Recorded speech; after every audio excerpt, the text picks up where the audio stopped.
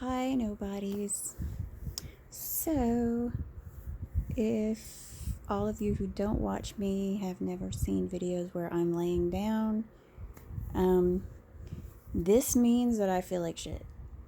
Just plain and simple. It's been a bad day. Um, Partially because yesterday I unburdened myself and blew some shit up. And so my feelings are hurt. And that in turn, I don't like to hurt anybody, you know. And I mean, when you tell somebody the truth, sometimes it's hurtful. And there's a saying that somebody told me. They said if for someone to be truly happy, someone else must be truly sad, or something like that.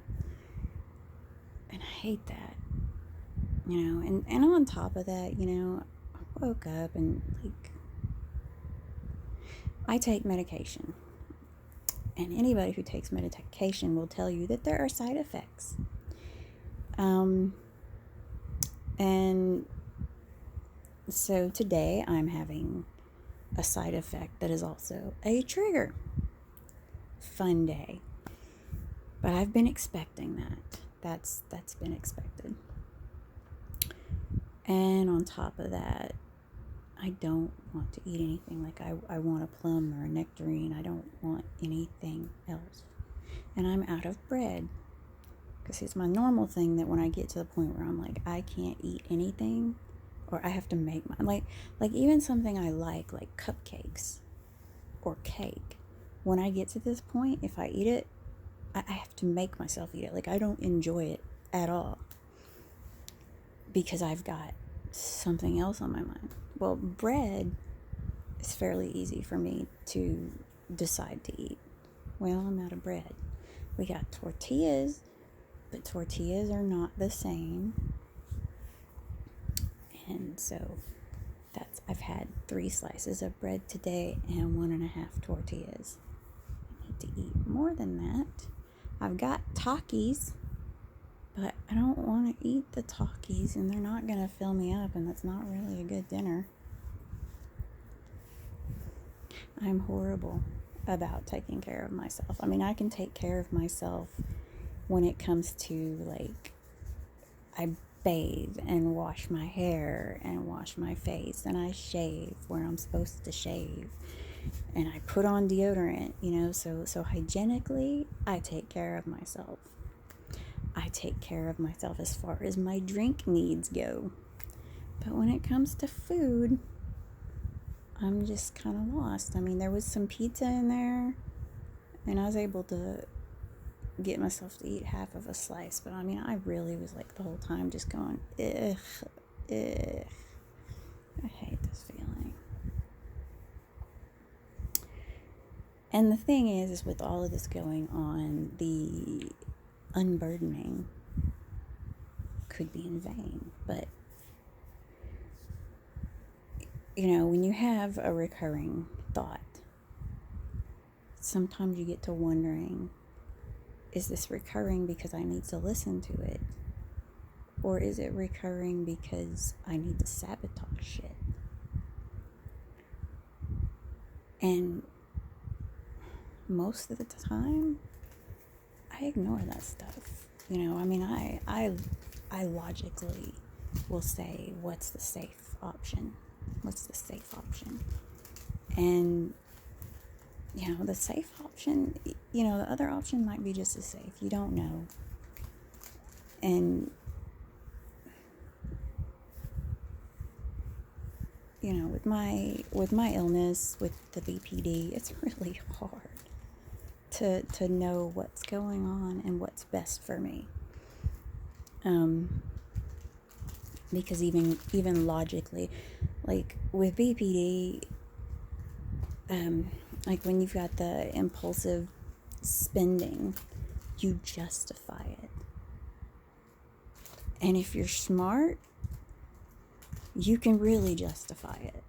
That this is my fun time, or this is, you know, I needed this for my own personal mental health. You know, like if I go to Civitan Center, you know, I look at that as like a spa day. Even if I don't get much of anything, I got to go look. And it's like a spa day. You know, it's like something special for me. Because I don't do spa days or getting my hair done or getting my nails done or putting on makeup or anything like that. And I'm not going to talk about what I did or what happened, because apparently that is a boundary I've been told. So I'm going to respect that that's a boundary and not say what I did. But I did something that was not nice, but it's the truth as I see it. Now, the truth as I see it, that can change tomorrow. It could never change. I never know. And you know, when this kind of thing happens, it really gets me to question my sanity.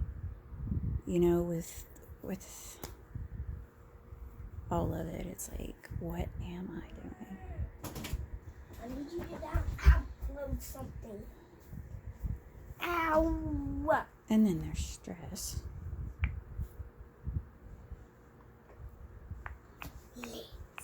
Stop! You're gonna bump my arm. Sorry.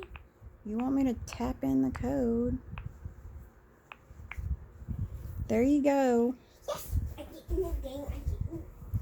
Sorry about that. He's got Google Kids, and so every game that he wants to put on his phone, I have to put in a password. That's fun. And he doesn't like to wait.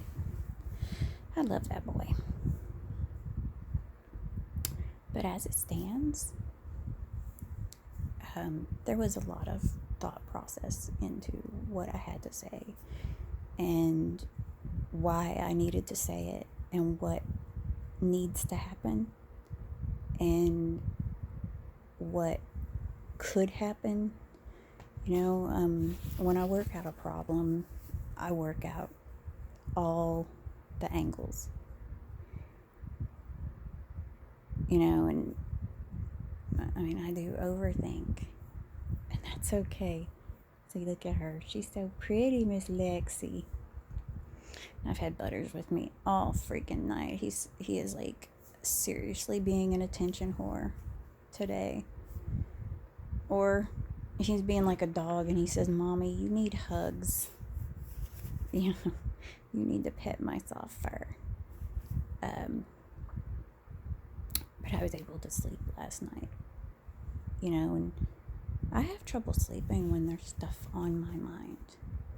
If I feel like I'm doing the wrong thing, if I feel like, you know, because what is it they say, a guilty man sleeps fine or something like that,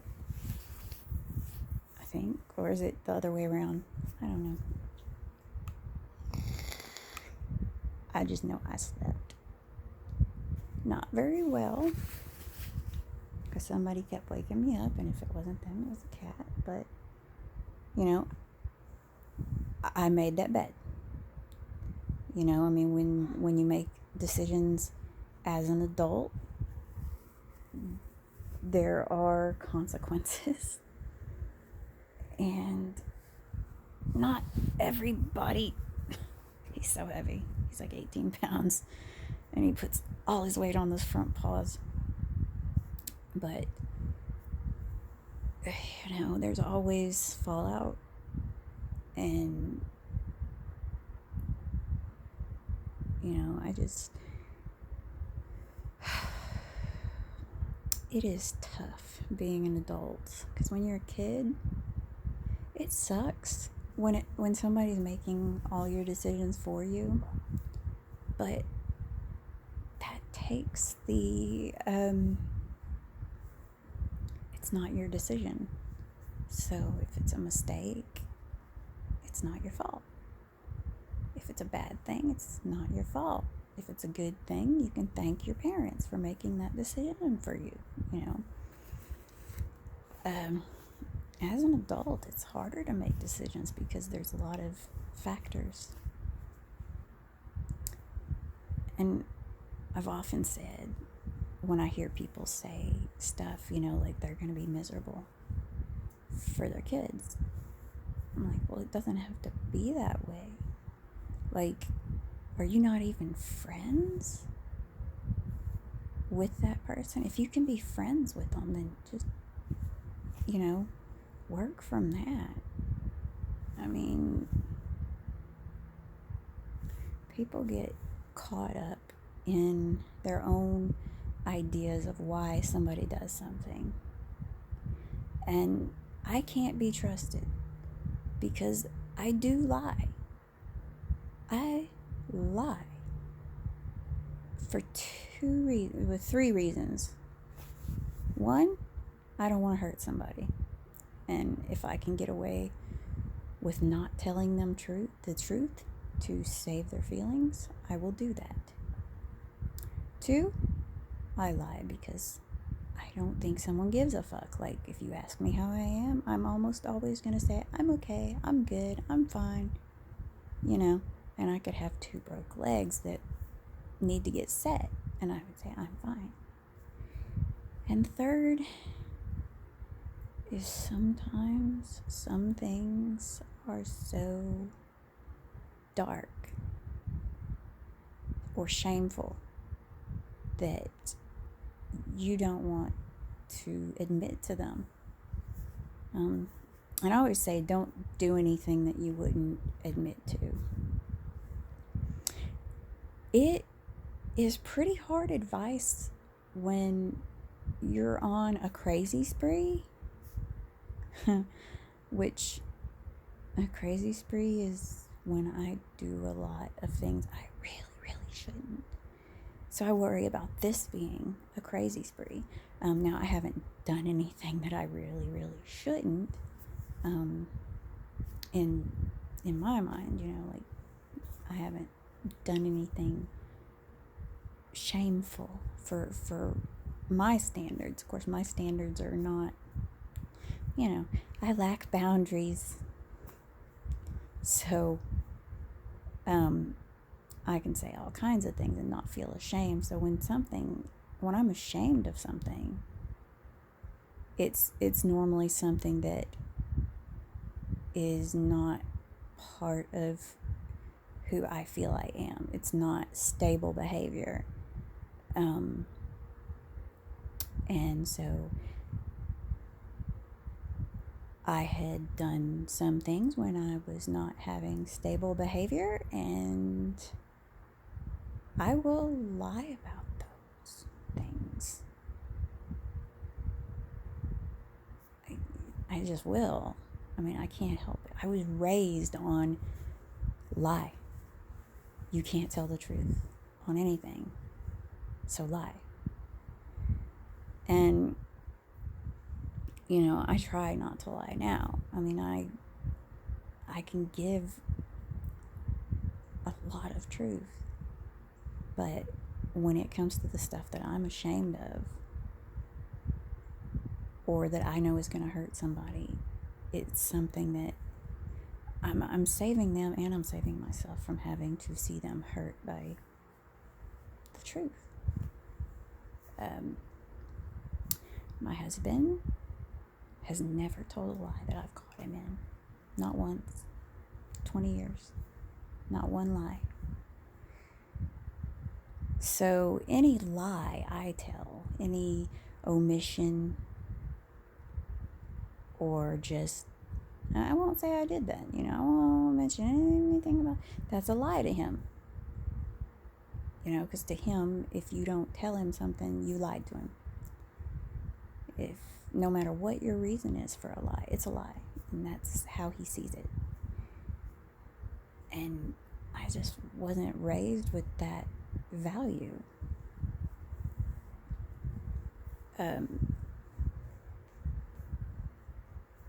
And it's kind of a BPD thing too.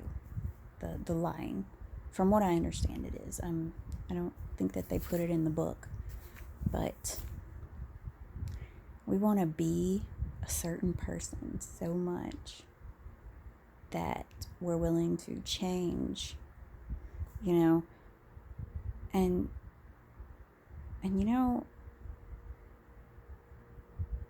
nobody ever sees the full me. If they are looking at my shell, if they are standing in front of me, they don't get who they get on a message. What I put on here is quite filtered from what I think, or at least I try to filter it. Some stuff still leaks out because, like I said, I don't know boundaries.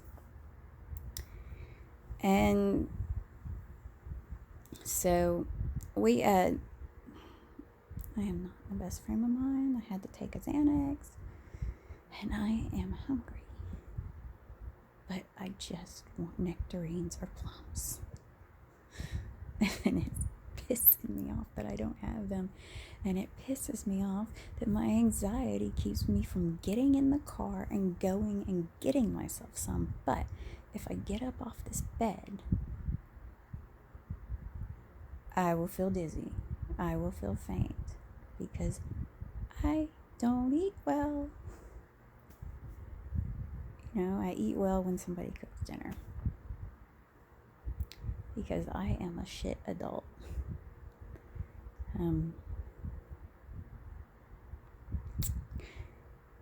But I have come clean. I don't like it.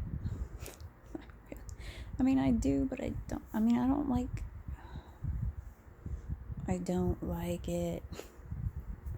I don't, especially if I don't, sometimes I don't even know the truth, like how I feel. I mean, some things are just obvious to me, like I feel hungry. I feel tired. I feel stomach trouble. I feel anxiety. Other stuff, it's like, well, where is this? What is this? What is this exactly? Is this,